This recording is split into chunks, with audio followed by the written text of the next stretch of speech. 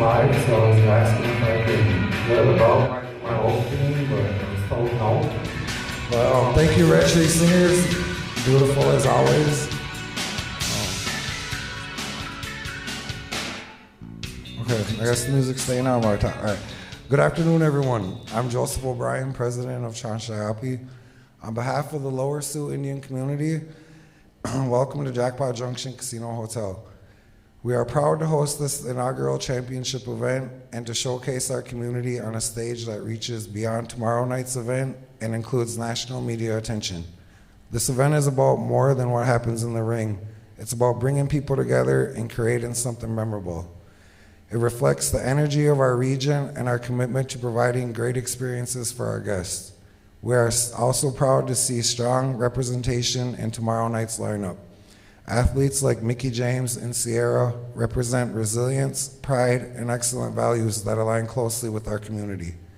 Thank you to the athletes, the organizers, and all of you for being here. May this event reflect who we are as a community and make the beginning of a tradition we carry forward. Thank you again.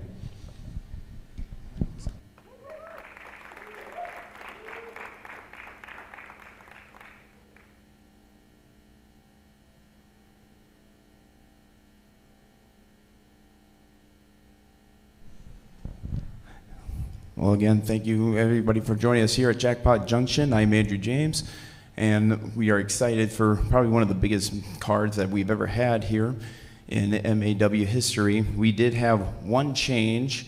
JDX will be here to defend the MAW Heavyweight Championship against Cal Pro in what is going to be a matchup of two of the first class members of the Academy of Professional Wrestling that is head trained by Ken Anderson. We also look forward to the trilogy match between Bang and Matthews against the MAW Tag Team Championship held by Royal Flava. To talk more about the main event and the rest of the card, I'd like to bring in WCCO radio host and host of AWA Unleashed podcast, Mr. Christopher Tubbs.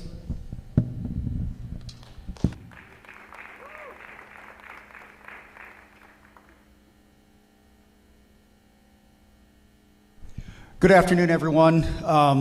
As Andrew said, my name is Chris Tubbs, and I am from WCCO Radio out of Minneapolis, and also the AWA Unleashed podcast.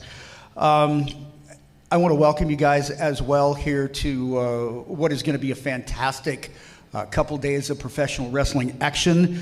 As he had mentioned, we have got the inaugural Jackpot Junction Championship match, and you can see a very heavy and a very fine piece of gold here, and it's going to be between Sierra and Hardcore Country Mickie James, who is here, and the special guest referee is none other than the WWE Hall of Famer and the hardcore legend Mick Foley. And Mick is not here right now, but he will be here tomorrow. So I just want to make that clear. Anybody that's looking for Mick, he will be here tomorrow, but he is not here today. As Andrew also mentioned, the MAW Heavyweight Championship and the Tag Team Championships are going to be on the line, along with Joey Avalon. He's going to be taking on Chris Adonis, a.k.a. Chris Masters. Heath Slater will be taking on Jada James Morgan, who's a replacement for Rich Maxwell, who suffered a serious knee injury last weekend. Gypsy Mac is going to be taking on the Queen of BAM, ODB. They will be here as well. And Gene Snitsky, who will continue to tell everyone that it is not his fault. So that will all be happening tomorrow night. And with that being said, I'm going to hand it over to a dapper gentleman, the MAW commissioner and co-owner, Hollywood, Brian Seger.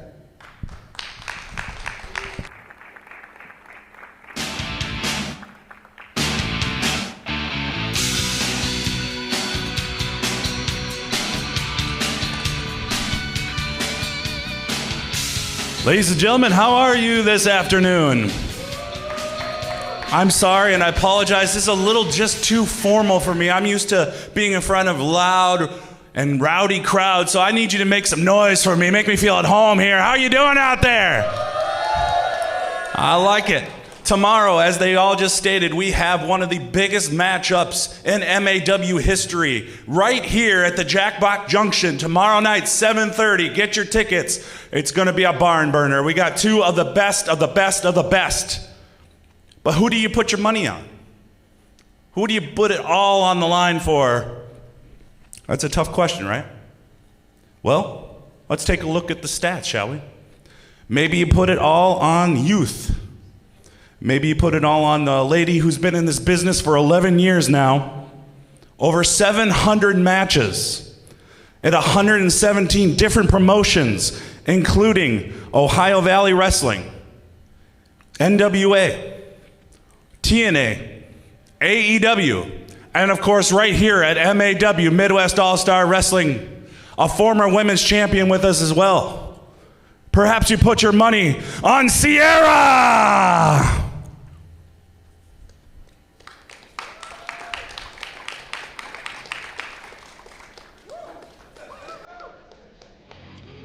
You're over here?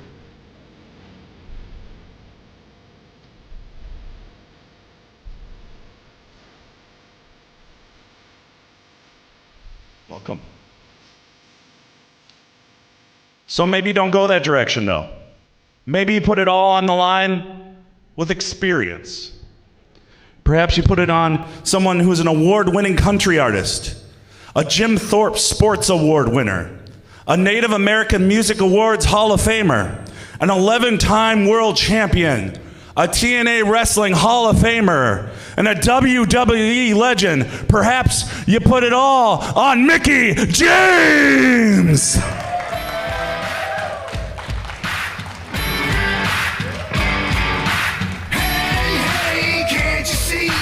Welcome.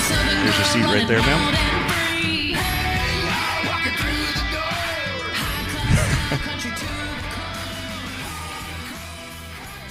Now, ladies, tomorrow you are going to be a part of one of the biggest main events in MAW history.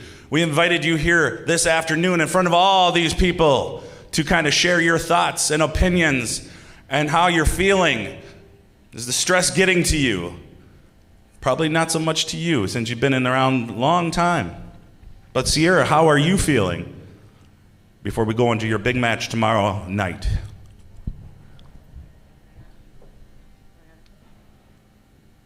Hello? Okay, I think we're good.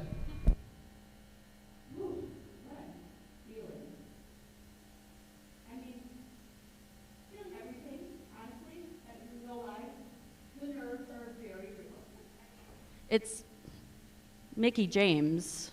My God. But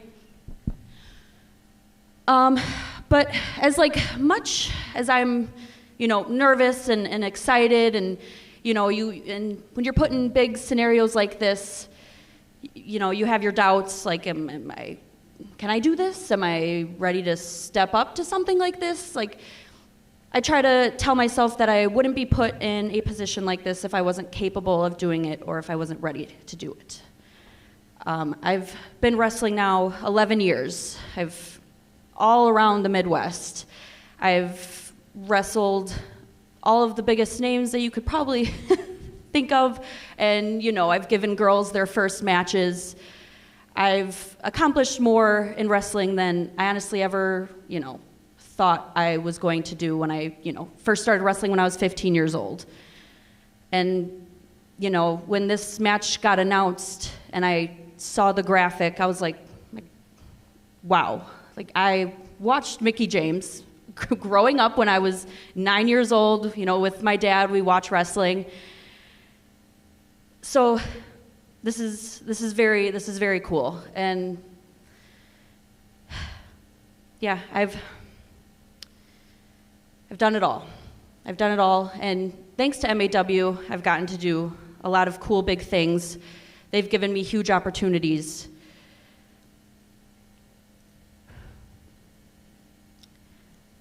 I've done this before.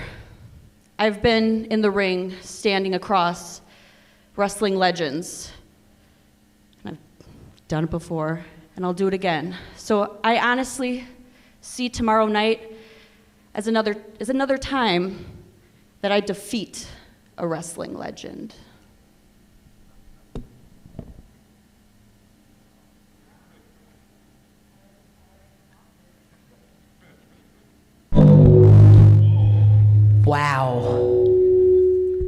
That's not me. Hot mic, hot mic. Wow. I appreciate your confidence. You know, you can't get anywhere in life without confidence, honestly. If there's, you know, the world can believe in you, but if you don't believe in yourself, you won't achieve anything, right? So I first off want to say thank you so much for being here and coming out to this. This is, you know, one of the few press conferences I've actually done, and I'm so honored. I want to say thank you to the chief and to the tribal council and to Deuce, where you at.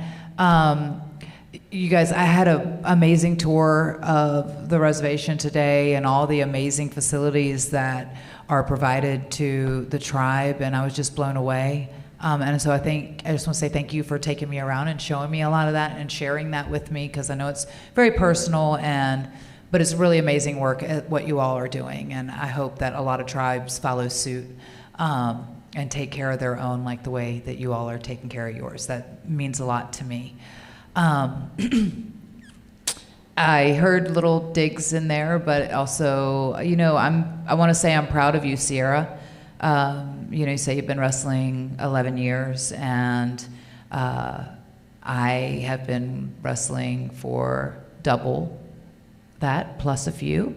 But I also wrestled my way up through the independents, and it's very similar of like I helped a lot of people who made it to television before me and all the things. So I get it, and I get your drive and your gusto, and I respect you for that. What a world that we live in, where a women's wrestling match can be a main event in 2026. Because when I started, that wasn't it. You know, there weren't a lot of female wrestlers out there. I had to learn from the guys, by the guys, right? So I was one of the boys until there were enough girls to be one of the girls. So I'm actually really looking forward to the match tomorrow. I think it's a good test for me. I recently had my first match in a long time at Rebellion at TNA, which I lost. And I've been sitting at home pretty much devastated and beating myself up and like wondering if I can stand a test like this, because it is the main event. It is for the championship. But I don't intend on going home without the gold, period. I didn't come here to lose. Yeah, thank you. Thank you. So, I mean, and I hope you didn't come here to lose either, because I expect your very best out there, because you're going to get everything that I have. Yeah, okay. I'm afraid of this microphone. All right, now at this time, if anybody's got any questions for Sierra or Mickie James, I will come out, and here is your opportunity to talk to these two stars. So, anybody have any questions? No questions? All right. Yes. My favorite TNA memory? Oh gosh, I've had so many. I think memories are different than matches and moments. So I will say that my favorite TNA memory would be the day that I met my husband backstage in Orlando when we were filming at Universal Studios, and this man walks by, and he's very handsome, and he's getting ready for his photo shoot, so he has extra baby oil on. Sorry, it's not what you think it is.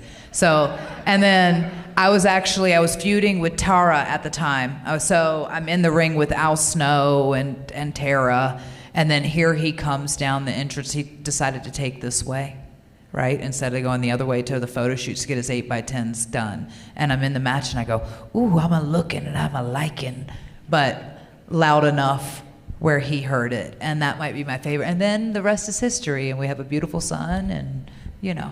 Anyway, that was the day. That was probably my favorite memory at TNA. Favorite match? I have a top 3 I can give you. So, Hard to Kill with Deonna Purrazzo, the match with Jordan Grace, also at Hard to Kill. Was that one? No. Yes, also at Hard to Kill, and the match against Tara in the cage, which was the main event, a double segment main event. And it was the first time the women had ever been a main event on the show for television. So, and we did, yeah, those 3. Yeah. And then the 4th would have been when I got ran over by the train. All right, come over to Andrew here. And Andrew, go ahead. Thank you, Chris. This question is actually going to be for the both of you. How much pressure do you feel like is going into this match with Sierra being the future of the business and Mickie being the legend of the business? What kind of pressure does that put on both of you? I feel there is a lot of pressure. As, you know, much as I can, you know, say like I've gotten to do a bunch of cool things and I've gotten to experience, you know, so much in wrestling, it's like what needs to happen for me to have that next step in my career. And I feel like this is that match that can help that happen. So yes, I feel that there's a lot of pressure. You know, I said it before, this is kind of a big deal for me. But yeah, I think that this is something, you know, the poster's out on social media, it's traveling around, people are seeing it, and it's Sierra versus Mickie James. And like, there's a lot of pressure to that, yeah.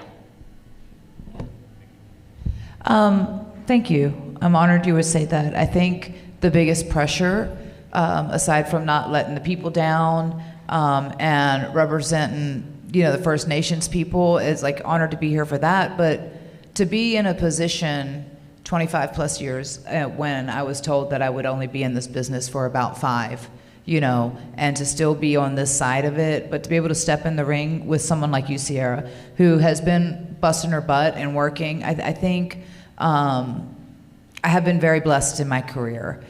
I never want to let my opponent down on the type of opponent that they're getting out there, because I think, you know, they have that saying, never meet your heroes and stuff like that. But at the same time, I feel like I've worked so hard and I've achieved so much, and I'm getting ready to step into the ring with you, and you've never been in the ring with me. But I'm certain that she has a certain perception of me, because again, you grew up watching me, right?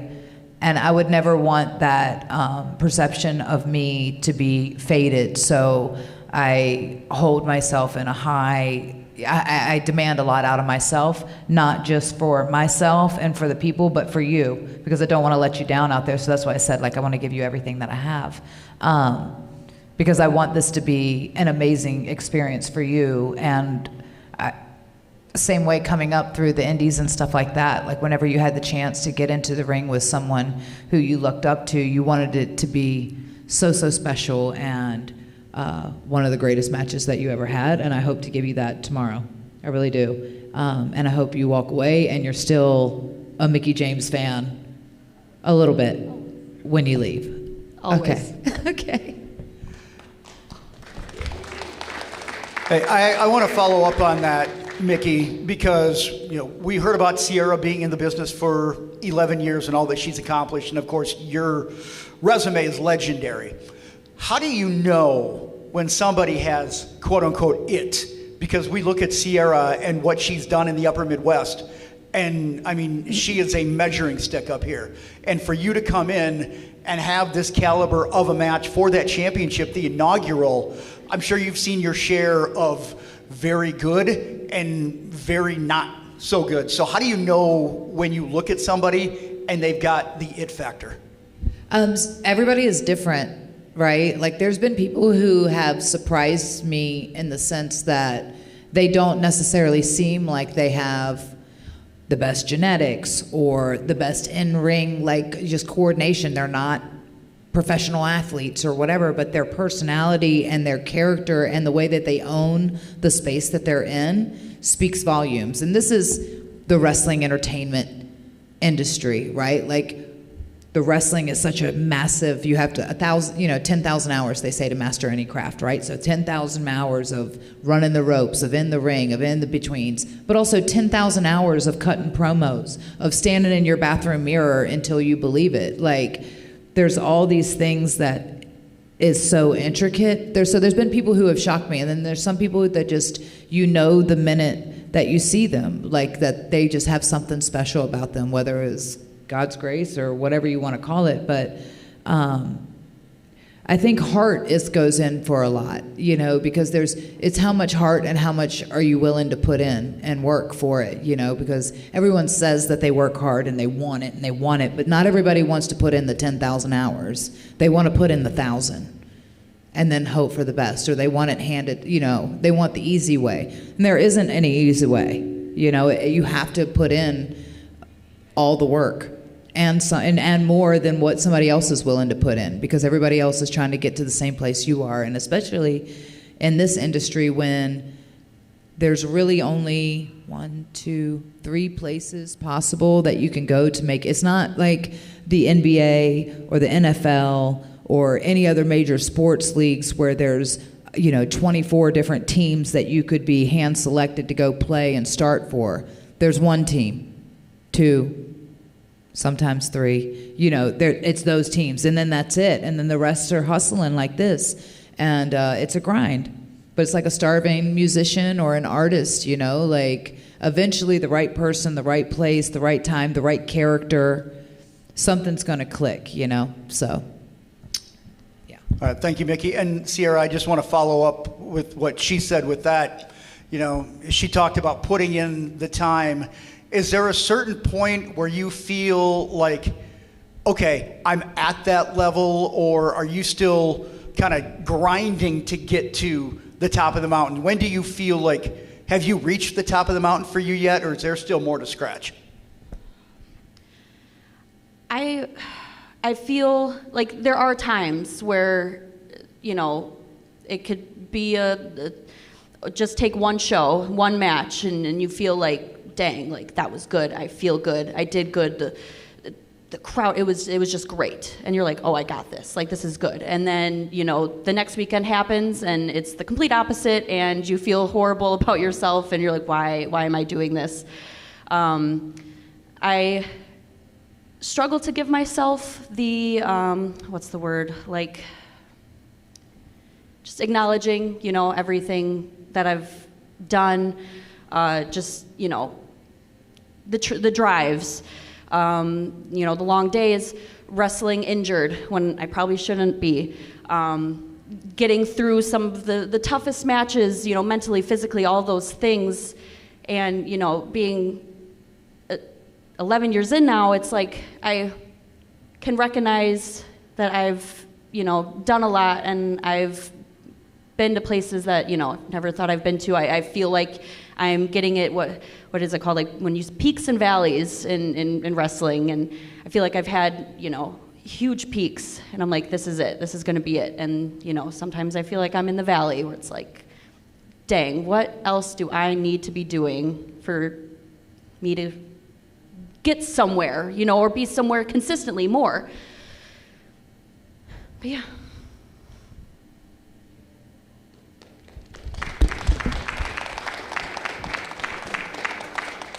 All right, were there any further questions? Yes, sir.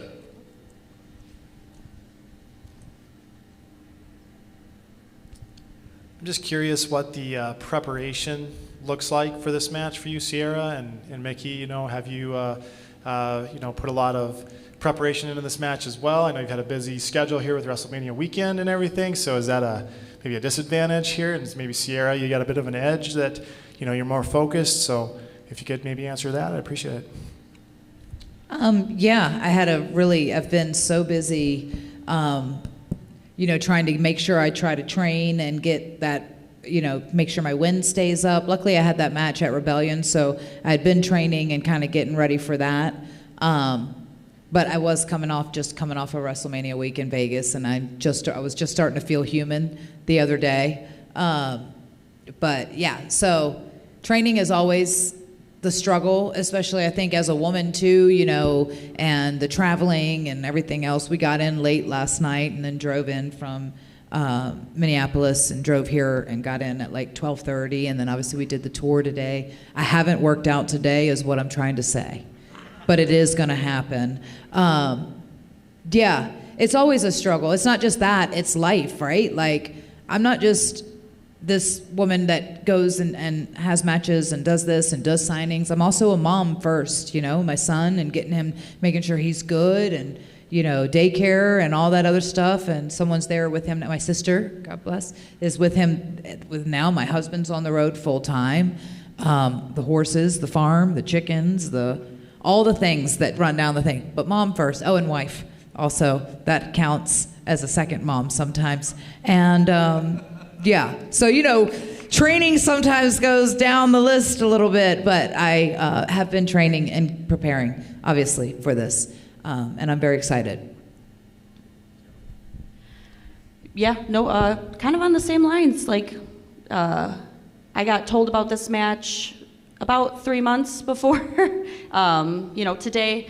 So it was kind of like, okay, here's the big one. And I have, some time, but also in between, I'm still wrestling every weekend. I still work full time. So like what Mickie said, you're kind of like juggling a bunch, but you're also like, oh dang, I gotta, you're focused on one thing and trying to do all that.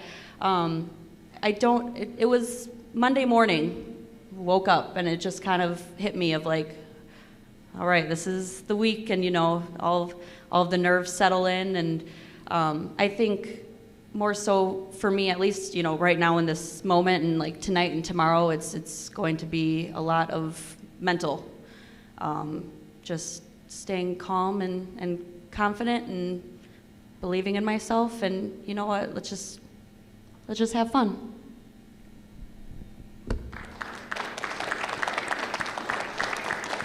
Sir, do you have a question? Yes, ladies.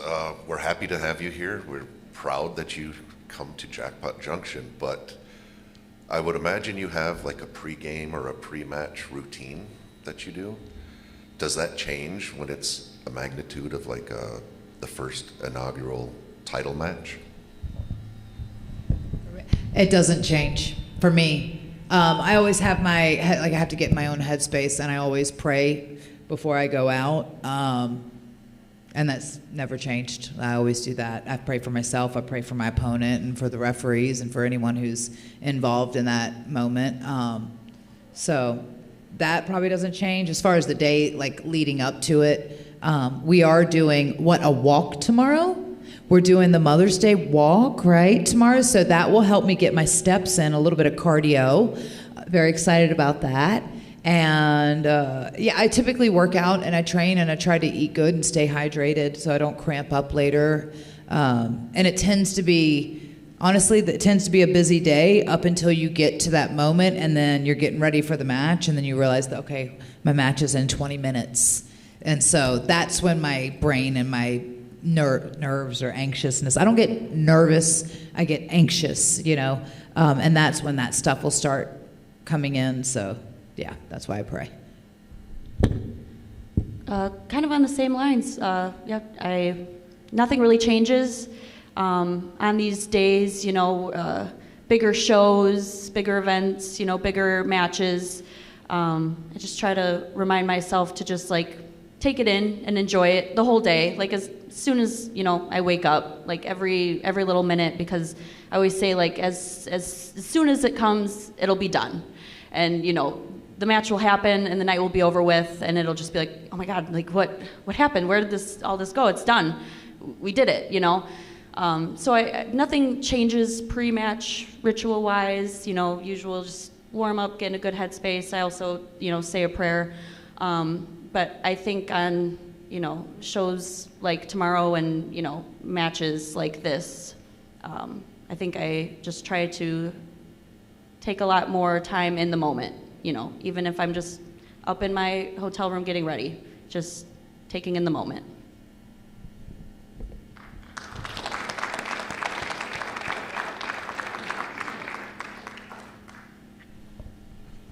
All right, ladies, I think we should make this official. We're going to put pen to paper.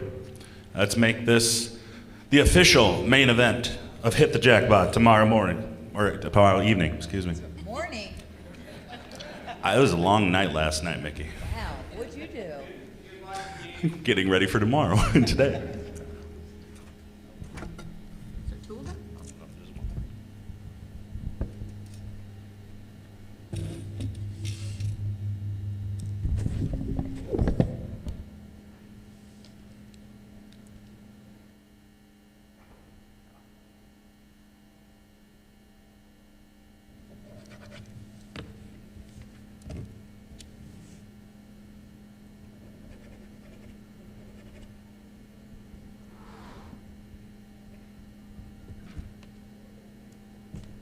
All right, it is official. Tomorrow, your main event. Place your bets. Mickie James versus Sierra for the Jackpot Junction Championship.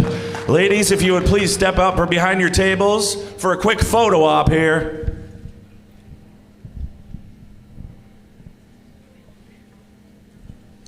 Folks, get your cameras ready. This is a unique opportunity for all of you.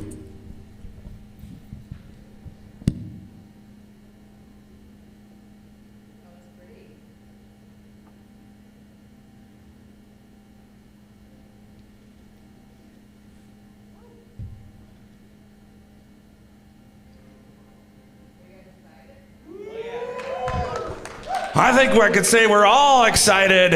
Yep, great show of showmanship there. Let's hear it for both of these ladies. Tomorrow night, 7:30 p.m. bell time, your main event. Mick Foley will be the special guest referee, and the championship is on the line. Let's hear it one more time for both these ladies. Thank you guys so much for coming out here to today's press conference. We hope to see you tomorrow evening for Hit the Jackpot. Thank you, ladies. Thank you. Hey, hey, whoa, whoa, whoa, whoa, whoa, whoa, whoa, no. Come on, Mickie! Come on, Mickie! I knew you didn't have it in you anymore! I knew you didn't! I told you I was gonna beat you! Come on! I told you I was gonna beat you! I told you I was gonna beat you! Come on, Mickie! Come on! Come on, you don't got it in yourself anymore, Mickie! You can't do it anymore, Mickie! You can't do it! You can't do the big one! Come on! Come on! No. Come on, Mickie! Come on, come on!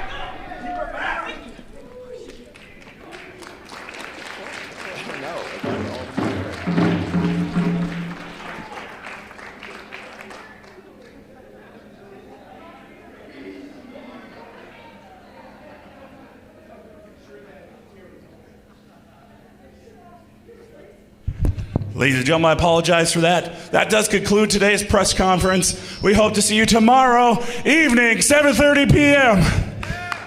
And the title is on the line.